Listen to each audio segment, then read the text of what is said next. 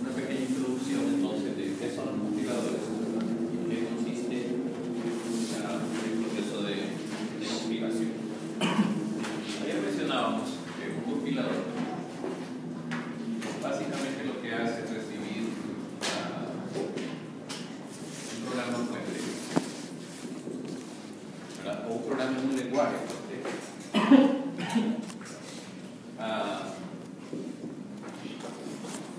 Mostrar errores en caso de que existan o producir un programa. Ok. ¿Sí? Entonces, en su forma más común,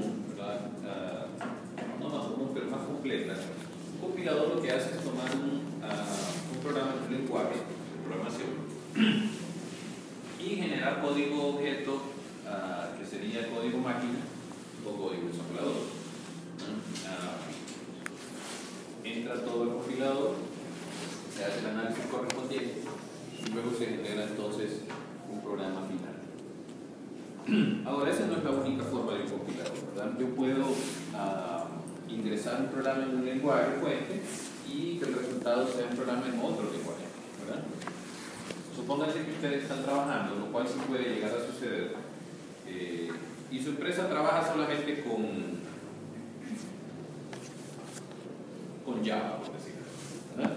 Tienen todos sus programas en lenguaje Java, pero de repente hay un cambio de dirección, digamos, y el nuevo director le gusta programar en .NET, ¿verdad? Entonces se le pide hacer cambios de varios de los programas que tiene.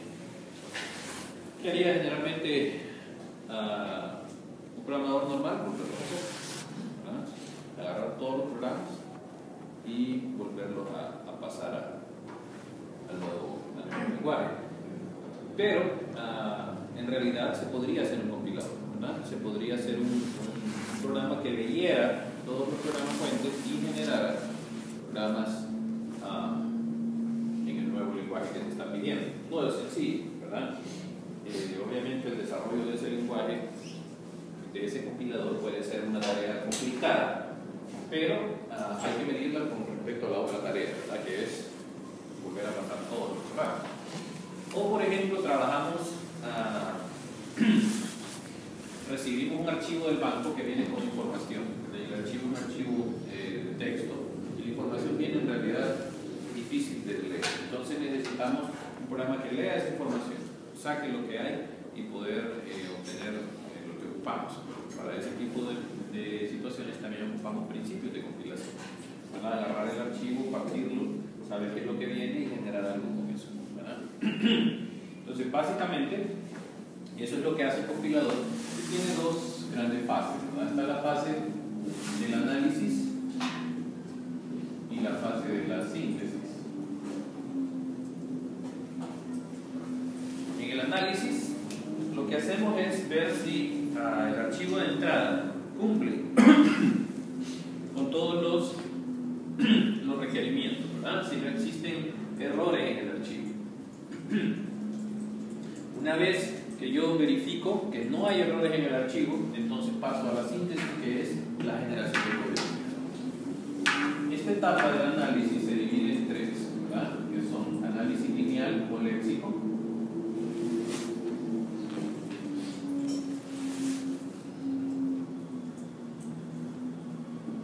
análisis jerárquico o sintáctico y el análisis semántico. Y la síntesis se divide en tres también. Es la generación del código intermedio,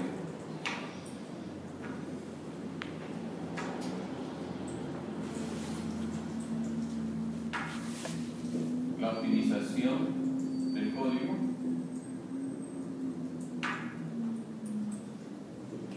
y la generación del código final.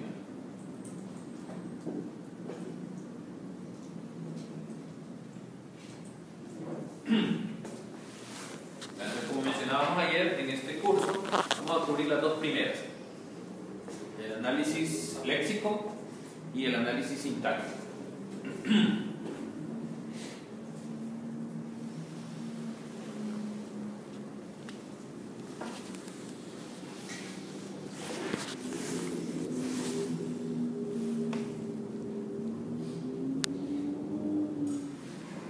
Denme ejemplos de programas que utilizamos o herramientas que utilizamos a diario que usan algunas de esas cosas. Excel. No sé si macros en Excel o las fórmulas en Excel. Las fórmulas en Excel, por ejemplo. Ok, eso se ¿Tiene? llaman Macros. hojas de cálculo. Hojas de cálculo. Las hojas de cálculo utilizan, ¿qué utilizan de eso? Utilizan análisis léxico, tienen que poder dividir las fórmulas, sintáctico y semántico, ¿verdad? Utilizan de las tres para crear. En el caso de Excel, que maneja hasta macros, ¿verdad? Pero ya es un componente aparte, ¿verdad? Pero sí, hojas de cálculo, lo cual me lleva también a procesadores de texto. Los procesadores de texto por varias razones, ¿verdad? Si ustedes vienen y escriben, van a escribir carro, digamos, y escriben así, ¿verdad? Entonces viene el Word, revisa y dice, no existe. ¿Sí? Ya uso del léxico. Entonces usa el léxico, ¿verdad? Para dividir toda la entrada en toques. Y en algunos casos te le da vuelta. Que a veces no molesta que haga eso, ¿verdad? Lo cual también nos lleva al celular, ¿verdad? El reconocimiento de eso del análisis léxico. Está revisando los tokens y viendo si en realidad está correcto el token. Es sencillo, ¿verdad? No lleva todo lo del análisis léxico, pero es la misma idea. Sintáctico. Sí, ¿por qué? Porque si ustedes ponen en Word la carro, por decir algo, dice tú, está mal, debería ser el carro. Entonces eso es sintáctico y semántico. Empieza a verificar el sentido de la frase. Además de eso, Word debe tener códigos, una manera de almacenar su archivo, donde le dice, aquí empieza negrita y aquí termina, por decir algo. Entonces, internamente revisa la estructura del archivo para poder crearles a ustedes una visualización de él, ¿verdad? Donde está, por ejemplo, qué tipo de letra tiene, qué tamaño tiene, ¿verdad? Si viene un tabulador, si no viene un tabulador, todo eso es análisis léxico. Sí, aquí dicen, Sintáctico, obviamente. aquí dicen en el libro que usaron un compilador aparte para poder crear este libro. O sea, que crearon un compilador para poder diseñar el libro, para poder utilizar las representaciones de imágenes y de todo que usan en el libro. Para el manejo de impresoras también. Ajá, ¿verdad? eso. Pero las impresoras, cómo saber el tamaño de las letras, todo lo que el impresor utiliza, casi todos los bancos utilizan esto. Otros no son muy comunes, pero esto sí. Léxico, sintáctico y semántico, casi todo lo de computación tiene que ver con eso. Yo no sé si ustedes utilizaron, creo que no, WordPerfect. ¿Ustedes usó WordPerfect? No, antes de que existiera el Windows 3.1. Y el 95 usaron, el 95 sí usaron. O el de XP está. Antes de WordPerfect no había, todo era de VS. De cómo crear un archivito bien bonito, como lo mira uno en Word. Bueno, WordPerfect todo era texto, era DOS, pero ustedes escribían su archivo, pero ustedes querían decir, esta parte va en negrita, y esta parte va en itálica, esta es de tamaño 12, pero una pantalla de OS, eso no puede verse. Pero uno tocaba funciones, ¿verdad? Y la llenaba con distinto color, ¿verdad? No recuerdo el color, pero por ejemplo esto era amarillo, esto era verde. Entonces abrían su documento, era horrible, ¿verdad? Documento lleno de colores que significaba los distintos tipos de las letras. Y lo que tenían era visualización previa, que uno tenía que estar viendo, mirar cómo me va quedando, pum, y salía. Corría, hasta que lo imprimía. Cuando salió Word en Windows, fue una maravilla, porque uno estaba trabajando ya en cómo iba a quedar. Pero esto nos llevaba a entender qué es en realidad lo que hace un procesador de palabras. Ya no lo miramos, pero eso es lo que está haciendo por detrás. Va marcando dónde empieza, dónde termina, etc. Y todo eso utiliza léxico y sintáctico. Ok, otro común son los manejadores de base de datos.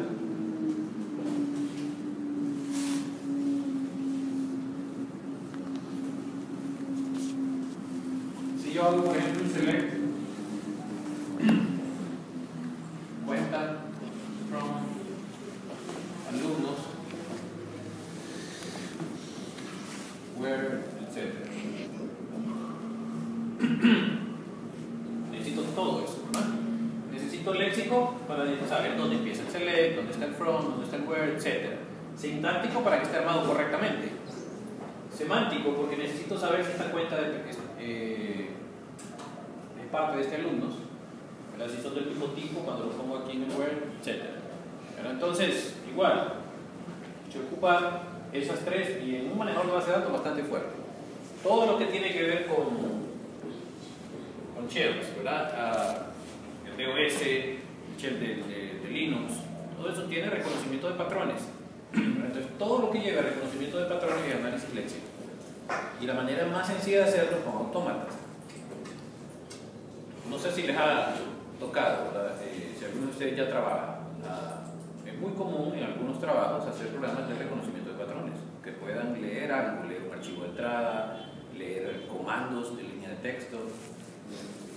Y generalmente cuando no conocemos estas técnicas, lo que hacemos es crear un programita que vaya leyendo carácter por carácter, lee este carácter, si viene un enter haga esto, si viene un espacio haga esto otro.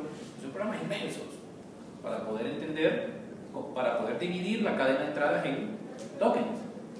Cuando ya llevamos teoría de la computación, autómata. Lo que pasa es que los autómatas generalmente lo hacemos en papel, ¿verdad? Pero nunca nos ha tocado quizás programar un autómata. No es tan sencillo hacer que funcione un autómata en un programa. Pero con el autómata, los reconocimientos de patrones son sumamente sencillos, ¿verdad? Ustedes meten, entran los ojos, llegan al final y si llegan, es correcto, si no, no. ¿Verdad? Entonces, es lo que vamos a aprender aquí. Van a aprender, por ejemplo, que con JFlex y con COP se pueden hacer ciertas cosas en 5 líneas, que un programa hubiera sido no, ¿verdad? Porque no todo lo que tenga que ver con compiladores es para crear lenguaje o máquina, ¿verdad? Sino que podemos agarrar parte de eso. Y aquí podríamos seguir, ¿verdad? Buscadores, por ejemplo. Navegadores. El navegador como tal, el HTML, tengo que entenderlo para poder desplegar la página, ¿verdad? Etcétera. Entonces, como pueden ver, la teoría de compilación se utiliza en toda la computación, ¿verdad? Generalmente el usuario como tal no se da cuenta de todo esto, ¿verdad? Pero aquel que diseña cualquiera de estas cosas necesita conocer técnicas de compilación. Y nosotros como ingenieros debemos saber por lo menos cómo funciona, ¿verdad? ¿Qué es lo que está haciendo? Y es donde les digo que nosotros llevamos una ventaja competitiva con respecto a los otros ingenieros. Vamos a saber qué está haciendo en realidad, ¿verdad? Cómo es que funciona esto, y aunque no nos toque implementarlo, por lo menos saber cómo funciona. A medida que hagamos eso, vamos a saber, por ejemplo, que ahora cuando yo estoy programando y tengo una variable A, no voy a hacer esto. Así que eso ustedes, un momento, sino que voy a venir y le voy a poner aquí cómo hacer eso, pero hay que hacerlo y vamos a aprender por qué, qué genera ese otro, ¿verdad? A veces hacemos mucho esto y B y C someterlo y durante todo el programa a A nunca se asignó algo flotante. Decimos, pero el programa lo reconoce. Sí, lo reconoce, pero le están dando un trabajo al compilador de gusto, ¿verdad? Y ya vamos a aprender por qué, cómo mejorar eso, por qué funciona mal eso. Y así, varios mañas que tenemos a la hora de programar que hacen nuestro programa ineficiente, bastante ineficiente. ¿Y cómo podemos entonces mejorar? Ok, la lo ha creado, ¿verdad? Aunque en su proyecto ustedes son libres de crearlo si se les hace más sencillo. Ok, y luego viene entonces el análisis semántico. El análisis semántico, su principal objetivo es encontrarle sentido a la frase, ¿verdad? Asegurarse que las frases tengan significado.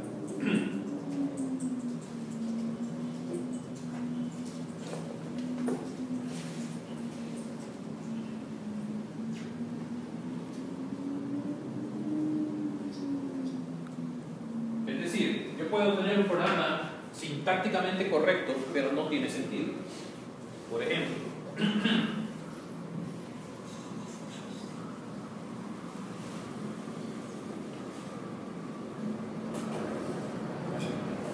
si yo tengo que A es igual a B, pero B es un boolean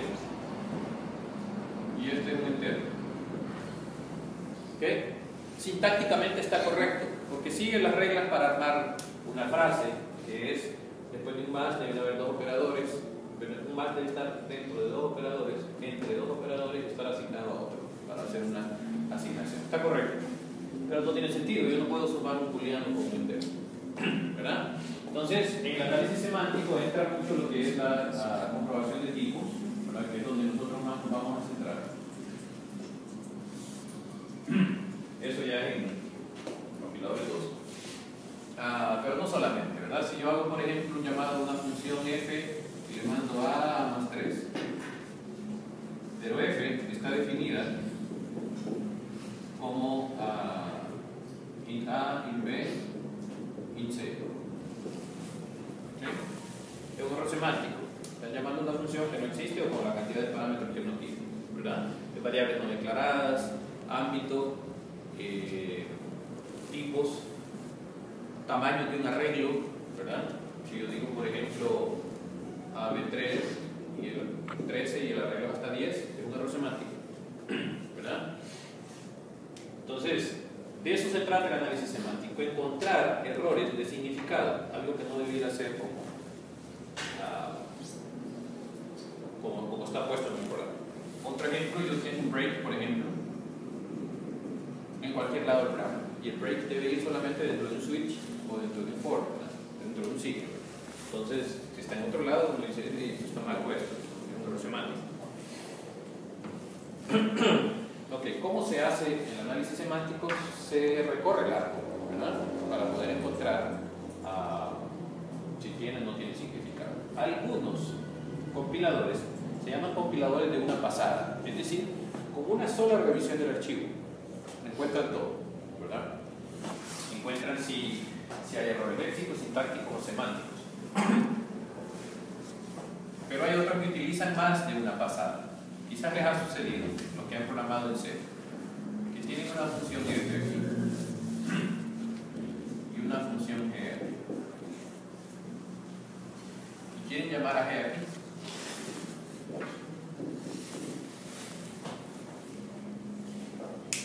Bueno, que programar un C, ya no hay mucho problema con eso. Entonces, ¿ese es error o no es error? Depende del compilador, ¿verdad? En algunos compiladores les va a decir necesito un prototipo de la función g, ¿verdad? Entonces, supongamos que tenga así. Y yo mando aquí 3. Entonces, lo que yo tengo que hacer es irme al inicio del programa y poner esto. ¿Sí? En algunos compiladores de C hay que hacer eso. ¿Por qué? Porque el compilador es de una pasada. Es decir, cuando está revisando, solo va a revisar una sola vez. Y cuando llega aquí, no ha pasado por acá. Por lo tanto, no tiene manera de saber si esa G está definida como yo la estoy llamando, ¿verdad? Ahora, si creo un prototipo de la función, pues no me interesa lo que la función hace, pero sí ya puedo determinar su tipo y los parámetros que tiene. Entonces, cuando es llamada, verifico con el prototipo si está correcto. Luego, cuando llego a la función, verifico también si está declarada tal como está así se va.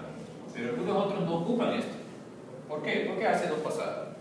Una pasada arma el árbol y verifica que todo esté sintácticamente bien, y en el segundo verifica los tipos, pero en la primera mete todo en algo que se llama la tabla de símbolos, mete toda la información de las funciones y de la variable. En la segunda revisa si está todo metido ahí. Bueno, entonces eso también ustedes van a determinar en su programa cómo lo hacen, ¿verdad? Ok, luego viene entonces, si se pasa estas tres fases sin problema, entonces pasamos a la otra, que es la generación del código intermedio.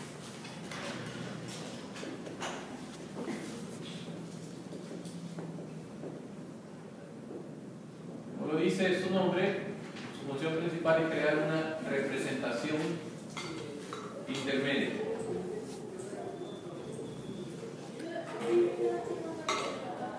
O sea, yo tengo mi programa y él va a crear algo que me va a facilitar la creación del código final. Es decir, si yo tengo A más B por 3,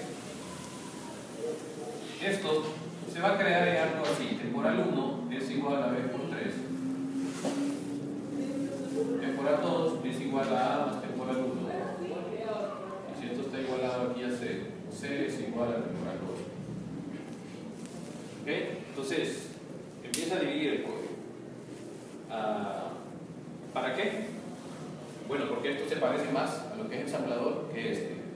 El ensamblador tiene un operador de multiplicación, un comando para multiplicar que recibe dos parámetros y tiene un valor de retorno. ¿Verdad? Entonces yo voy a poner multiplique el primer parámetro con el segundo y guárdelo en el tercero. ¿Sí? Entonces esto se va pareciendo más al código final. Entonces, la razón de la generación del código intermedio es facilitar la generación del código final.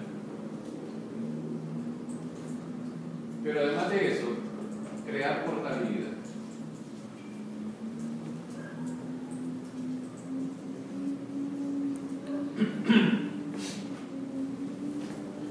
¿Cómo crear portabilidad? Yo leo mi lenguaje fuente y doy un código intermedio que puede ser procesado después en varias plataformas, ¿verdad? Y dependiendo de la plataforma, entonces se va a generar el código final. Ejemplo de eso similar es los puntos class de Java, ¿verdad? El punto class no es un código final, sino que es una representación intermedia que después la virtual Java Machine va a correr, ¿verdad? Entonces se crea un código que me ayuda a mí la otra razón es optimización. Es más fácil optimizar el código, la representación intermedia que el lenguaje fuente original, ¿verdad? Y yo puedo agarrar lenguaje C, lenguaje Java, varios, y crear un código intermedio similar. Todo se va a partir, ¿verdad? No solo las expresiones aritméticas, sino incluso los whiles, los if, todo va a generar código intermedio. En ensamblador no existen ciclos, ¿verdad? Son como que todo se punteros. hace con saltos, ¿verdad? Con gotos. Entonces, la representación intermedia pasa esto a saltos, ¿verdad? Ahora, los if sí existen en ensamblador, ¿verdad? Entonces, todo esto se va a ir convirtiendo a algo que sea más sencillo. Entonces, una línea de código fuente genera varias líneas de código intermedio y una línea de intermedio genera varias de final, ¿verdad? Ok. Hay varias formas de representación intermedia. Hay unos grafos dirigidos acíclicos que no los vamos a ver. Casi todos los temas que miremos tienen su paralelo en grafos dirigidos, pero nosotros lo vamos a ver en este que se llama código de tres direcciones.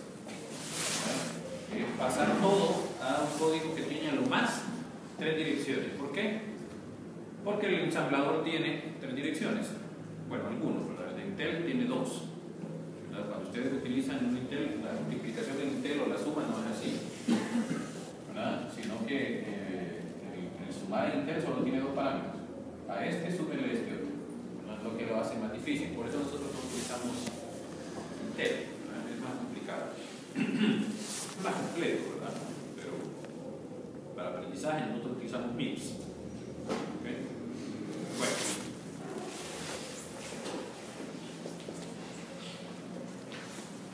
¿Cuál es la función principal? Hacer el código más pequeño y más eficiente.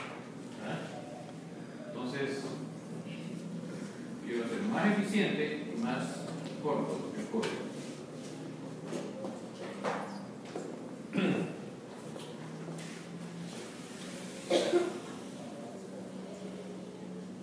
Hay varias técnicas de optimización, ¿verdad?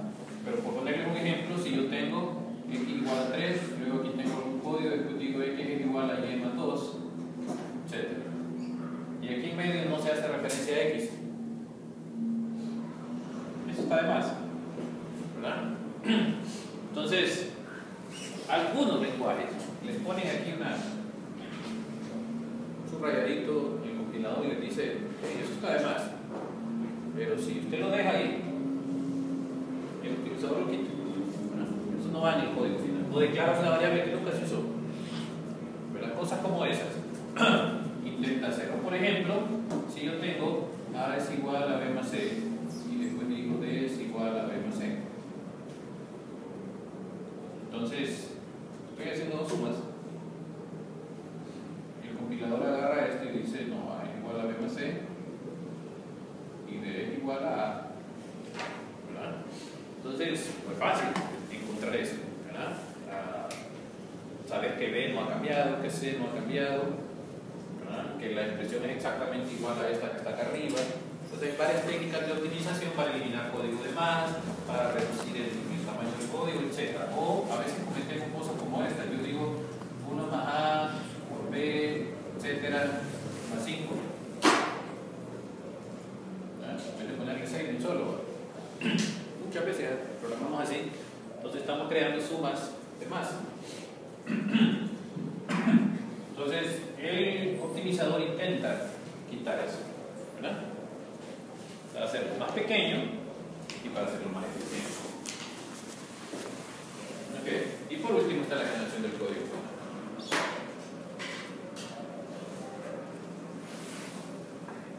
Que básicamente es ya crear el programa objeto.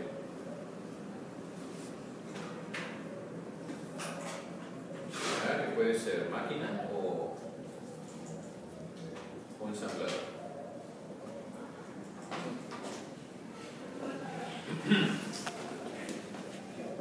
Cada una de esas fases tiene sus propias técnicas, ¿verdad? Su manera de lidiar con los problemas. El léxico, vamos a utilizar expresiones regulares y autómatas. El sintáctico, vamos a utilizar gramáticas y árboles. En el semántico, utilizamos código para poder encontrar los errores de significado. La generación del código intermedio, vamos a crear una representación intermedia, pero todo lo demás es a través de código. La optimización, hay varias técnicas que no las vamos a ver. Y la generación del código final igual. Cómo saber qué registro del procesador utilizar, qué instrucciones le tenemos que crear, etc. Las más complicadas para mí, sintáctico y final. Ahora el sintáctico ya no se lo da el código. Por lo tanto, no les va a complicar tanto más que conocer el código, para saber cómo funciona. Entonces, básicamente este primer proyecto, lo que ustedes hacen es familiarizarse con esos dos lenguajes, con esos dos programas, con el JFlex y con el code, trastearlos, ¿verdad? Saber cómo encontrar errores, empezar a hacer prueba y error ahí para que todo funcione. En el código final no tenemos ninguna herramienta, ¿verdad? Entonces se vuelve la parte más complicada del proyecto. Crear el código final. Okay. ¿Duda? En el descendente, lo que yo hago es que empiezo a crear el árbol desde la raíz. ¿Verdad? Digo, proposición. La proposición tiene un if, una e, un then y otra proposición. Esta y así. Esto es crearlo hacia abajo. ¿Cómo se simula? A través de funciones. La función S llama a la función E, se simula, pero no existe una estructura de datos. El otro es ascendente.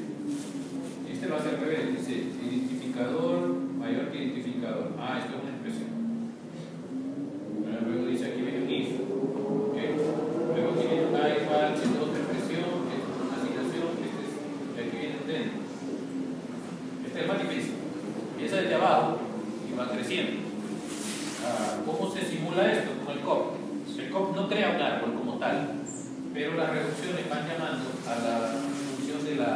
la producción de la gramática. Hay una gramática que dice, una producción de la gramática que dice que una S se crea de esta forma. Entonces, cuando yo encuentro todo eso, vengo acá y corro el código que esto tenga asignado. Pero no se crea el árbol. Pero la manera en que va corriendo genera un recorrido en profundidad del árbol. Esa es la simulación. Pero no existe la estructura de datos. Crear la estructura de datos puede facilitar algunas cosas, ¿verdad? Porque yo puedo crear una estructura de datos cuáles son los tipos relacionados con ese nodo, el ámbito que tiene en ese momento, etc. Entonces, hay ventajas y desventajas, ¿verdad? Yo lo veo fácil no crearlo, ¿verdad? Porque manejar un árbol a veces puede volverse un poco complicado. Okay. ¿No está? No, tengo que buscarlo. Pero no va a estar. Nos dijeron que no lo tienen ni en inventario. Ok, voy a preguntar. ¿Siempre lo han vendido aquí? Sí, porque ayer fuimos y Ok. Pero no este, ¿verdad? Sino el nuevo. Este es el anterior. Ninguno tiene. sí, ninguno de los dos. Y esto es porque lo tenía de... Porque lo preguntamos por el autor, no tenía ninguno registrado. Ok, pues voy a preguntar entonces. Denme ejemplos de programas que utilizamos o herramientas que utilizamos a diario que usan algunas de esas cosas. Excel. No sé si macros en Excel o las fórmulas en Excel. Las fórmulas en Excel, por ejemplo. Ok, eso se ¿Tiene? llaman Macros. hojas de cálculo. Vamos a ver. Las hojas de cálculo ¿qué utilizan de eso? Utilizan análisis léxico, tienen que poder dividir las fórmulas, sintáctico y semántico, ¿verdad? Utilizan de las tres para crear. En el caso de Excel, que maneja hasta macros, ¿verdad? Pero ya es un componente aparte, ¿verdad? Pero sí, hojas de cálculo, lo cual me lleva también a procesadores de texto. Los procesadores de texto por varias razones, ¿verdad? Si ustedes vienen y escriben, van a escribir carro, digamos, y escriben así, ¿verdad? Entonces viene el Word, revisa y dice, no existe. ¿Sí? Ya uso del léxico y Entonces usa el léxico, ¿verdad? Para dividir toda la entrada en toques. Y en algunos casos te le da vuelta. Que a veces no molesta que haga eso, ¿verdad? Lo cual también nos lleva al celular, ¿verdad? El reconocimiento de análisis léxico. Está revisando los tokens y viendo si en realidad está correcto el token. Es sencillo, ¿verdad? No lleva todo el análisis léxico, pero es la misma idea. Sintáctico. Sí, ¿por qué? Porque si ustedes ponen en Word la carro, por decir algo, dice tú, está mal, debería ser el carro. Entonces eso es sintáctico y semántico. Empieza a verificar el sentido de la frase. Además de eso, Word debe tener códigos, una manera de almacenar su archivo, donde le dice, aquí empieza negrita y aquí termina, por decir algo. Entonces, internamente revisa la estructura del archivo para poder crearles a ustedes una visualización de él, ¿verdad? Donde está, por ejemplo, qué tipo de letra tiene, qué tamaño tiene, ¿verdad? Si viene un tabulador, si no viene un tabulador, todo eso es análisis léxico. Sí, aquí dicen, Sintáctico, obviamente, ¿verdad? aquí dicen en el libro que usaron un compilador aparte para poder crear este libro. O sea, que crearon un compilador para poder diseñar el libro, para poder utilizar las representaciones de imágenes y de todo que usan en el libro. Para el manejo de impresoras también, ajá, ¿verdad? eso. Pero las impresoras, ¿cómo saber el tamaño de las letras? Todos los impresores utilizan, casi todos van a utilizar esto. Otros no son muy comunes, pero esto sí. Léxico, sintáctico y semántico, casi todo lo de computación tiene que ver con eso. Yo no sé si ustedes utilizaron, creo que no. WordPerfect. Pero uso WordPerfect. No, antes de que existiera el Windows 3.1. No, y el 95 usarlo. El 95 sí usarlo. O el de XP está. Bueno, antes de WordPerfect no había. Todo era de VS. De cómo crear un archivito bien bonito, como lo mira uno en Word. Bueno, en WordPerfect todo era texto, era DOS. Ustedes escribían su archivo. Pero ustedes querían decir, esta parte va en negrita, y esta parte va en itálica, esta es de tamaño 12, pero una pantalla de OS, eso no puede verse. Pero uno tocaba funciones, ¿verdad? Y la llenaba con distinto color, ¿verdad? No recuerdo el color, pero por ejemplo esto era amarillo, esto era verde. Y entonces abrían su documento, era horrible, ¿verdad? Documento lleno de colores que significaba los distintos tipos de las letras. Y lo que tenían era una visualización previa, que uno tenía que estar viendo, mirar cómo me va quedando, y salía. Horrible, hasta que lo imprimía. Cuando salió Word en Windows, fue una maravilla, porque uno estaba trabajando ya en cómo iba a quedar. Pero esto nos llevaba a entender qué es en realidad lo que hace un procesador de palabras. Ya no lo miramos, pero eso es lo que está haciendo por detrás. Va marcando dónde empieza, dónde termina, etc. Y todo eso utiliza léxico y sintáctico. Ok, otro común son los manejadores de base de datos.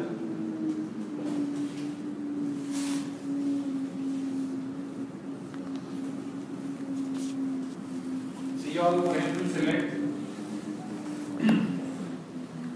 cuenta from alumnos, where, etc. Necesito todo eso, ¿verdad? Necesito léxico para saber dónde empieza el select, dónde está el from, dónde está el where, etc. Sintáctico para que esté armado correctamente. Semántico porque necesito saber si esta cuenta es parte de este alumno, ¿verdad? Si son del mismo tipo cuando lo pongo aquí en el where, etc. Pero entonces, igual, se ocupa esas tres y en un manejador de base de datos bastante fuerte.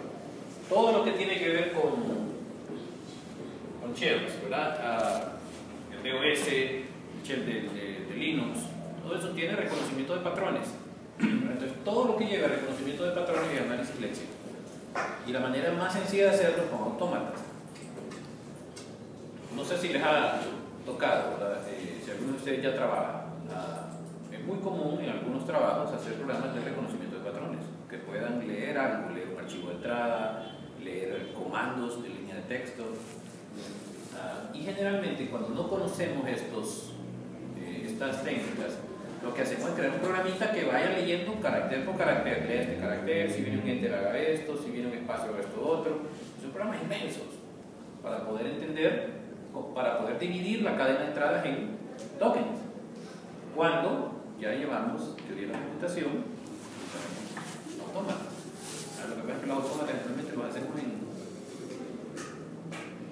papel, ¿verdad? Pero nunca nos ha tocado quizás programar un autómata. No es tan sencillo hacer que funcione un autómata en un programa.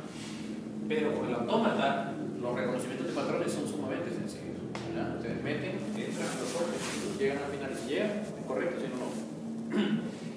¿Verdad? Entonces, es lo que vamos a aprender aquí. Van a aprender, por ejemplo, que con JFlex y con COP se pueden hacer ciertas cosas en 5 líneas que un programa hubiera sido no, ¿verdad? Porque no todo lo que tenga que ver con compiladores es para crear lenguaje o máquina, ¿verdad? Sino que podemos agarrar parte de eso. Y aquí podríamos seguir, ¿verdad? Buscadores, por ejemplo. Navegadores. El navegador como tal, el HTML, tengo que entenderlo para poder desplegar la página, ¿verdad? Etc. Entonces, como pueden ver, la teoría de compilación se utiliza en toda la computación, ¿verdad?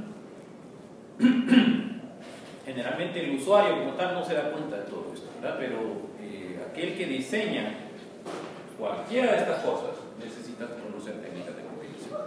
Y nosotros como ingenieros debemos saber por lo menos cómo funciona, ¿verdad? ¿Qué es lo que está haciendo? Y es donde les digo que nosotros llevamos una ventaja competitiva con respecto a los otros ingenieros. Vamos a saber qué está haciendo en realidad. ¿verdad? ¿Cómo es que funciona esto? Y aunque no nos toque implementarlo, por lo menos saber cómo funciona. A medida que hagamos eso, vamos a saber, por ejemplo, que ahora, cuando yo estoy programando y tengo una variable A, no voy a hacer esto. Así que eso ustedes, un momento, sino que voy a venir y le voy a poner aquí cómo hacer eso, pero hay que hacerlo y ya vamos a aprender por qué, qué genera ese otro, ¿verdad? A veces hacemos mucho esto y B y C someterlo y durante todo el programa a A nunca se asignó algo flotante. Decimos, pero el programa lo reconoce. Sí lo reconoce, pero le están dando un trabajo al compilador de gusto, ¿verdad? Y ya vamos a aprender por qué, cómo mejorar eso, por qué funciona mal eso. Y así, varios mañas que tenemos a la hora de programar que hacen nuestro programa ineficiente, bastante ineficiente. ¿Verdad? ¿Y cómo podemos entonces mejorar? Ok, ¿qué fue? Sí.